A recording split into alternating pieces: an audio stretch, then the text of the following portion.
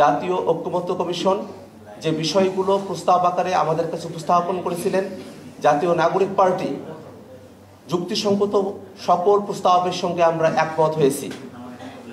যে বিষয়গুলো সংবিধানের সাথে ওতপ্রোতভাবে যুক্ত ছিল এমন কয়েকটি বিষয় নিয়ে রাজনৈতিক দলগুলোর মধ্যে মতবিরোধের বিষয়টাকে মাথায় রেখে জাতীয় ঐক্যমত্য কমিশন 30টিরও অধিক রাজনৈতিক দল এবং জোটের সঙ্গে দীর্ঘ সময়ব্যাপী আলাপ আলোচনার মধ্য দিয়ে আমরা জুলাই সনদ প্রণয়নের দিকে অগ্রসর হয়েছি। গণতান্ত্রিক বাংলাদেশ বিনির্মাণের দৃঢ় আকাঙ্ক্ষা নিয়েই মানুষেরা 24 অভ্যুত্থানে অংশগ্রহণ করেছিলেন।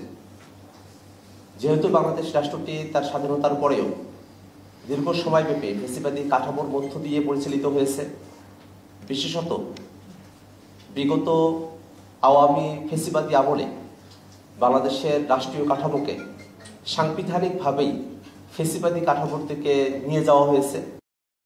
বাংলাদেশের মানুষেরা ভোটাধিকার বঞ্চিত ছিল, বাংলাদেশের মানুষেরা তাদের নাগরিক অধিকার মানবিক মর্যাদা বঞ্চিত ছিল, বাংলাদেশের সাধারণ মানুষেরা তাদের বাক স্বাধীনতার বহিঃপ্রকাশ ঘটাতে সক্ষম হয় নাই।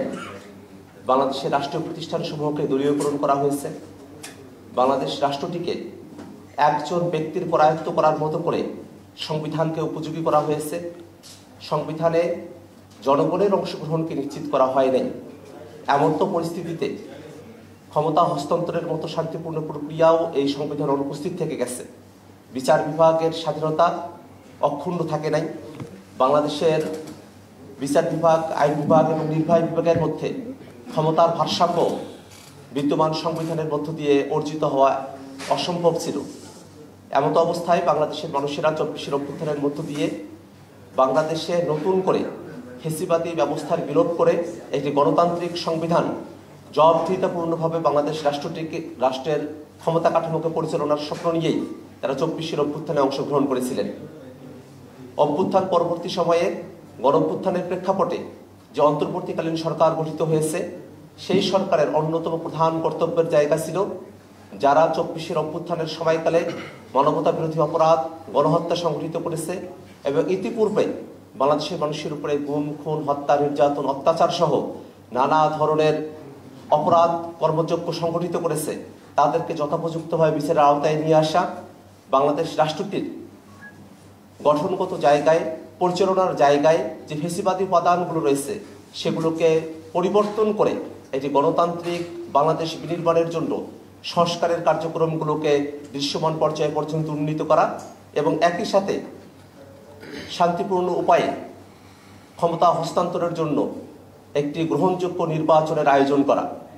আমরা খেয়াল করে দেখেছি অন্তর্বর্তীকালীন সরকার সংস্কারের মতো যে দায়িত্ব তাদের উপর অর্পিত হয়েছিল সেটাকে সম্পূর্ণ করার জন্য অনেকগুলো সংস্কার কমিশন গঠন করেছে।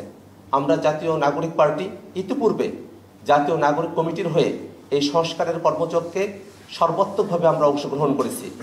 প্রত্যেকটি সংস্কার কমিশনে আমরা আমাদের দলের তরফ থেকে আমাদের প্রস্তাবনাগুলো আমরা উপস্থাপন করেছি। পরবর্তীতে সংস্কারের সাথে যুক্ত গুরুত্বপূর্ণ বিষয়গুলোকে একত্রিত করে 6টি সংস্কার কমিশনের রিপোর্টকে সংযুক্ত করে জাতীয় ঐক্যমত্য কমিশন গঠন করা হয়। জাতীয় ঐক্যমত্য কমিশন যে বিষয়গুলো প্রস্তাব আকারে আমাদের কাছে উপস্থাপন করেছিলেন, জাতীয় নাগরিক পার্টি যুক্তিসঙ্গত সকল প্রস্তাবের সঙ্গে আমরা একমত হয়েছি।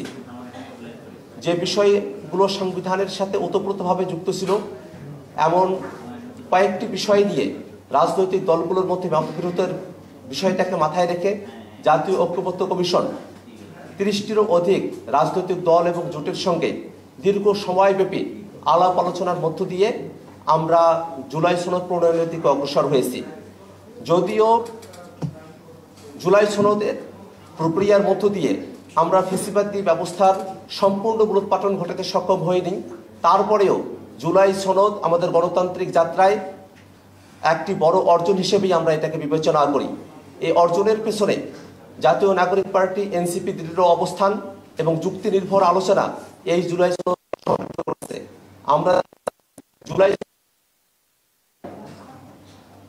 আমরা আলোচনার টেবিলে নিয়ে এসেছি যে বিষয়গুলোতে শুরুতে অনেক বড় বড় রাজনৈতিক দল তার একমত ছিলেন না, জাতীয় নাগরিক পার্টির দৃঢ় অবস্থান এবং যুক্তি নির্ভর আলোচনার প্রেক্ষিতে এবং জনগণের অব্যাহত সমর্থনের কারণে সেই সব রাজনৈতিক দল তারা তাদের কমিশনের প্রস্তাবের সঙ্গে তারা একমত হয়েছেন। আমরা সেই কারণে সেই রাজনৈতিক দলগুলোকে ধন্যবাদ জানাই। ঐকমত্য প্রক্রিয়ায় আমরা প্রস্তাবের বিষয়ে আমরা পরবর্তীতে পরিবর্তিত প্রস্তাবের সঙ্গে একমত হয়েছি, যাতে করে কার্যকরভাবে সকলের সম্মতির মধ্য দিয়ে বাস্তবায়ন করতে পারি। তেমন ধরনের পদক্ষেপ জাতীয় নাগরিক পার্টি এনসিপি আমরা গ্রহণ করেছিলাম।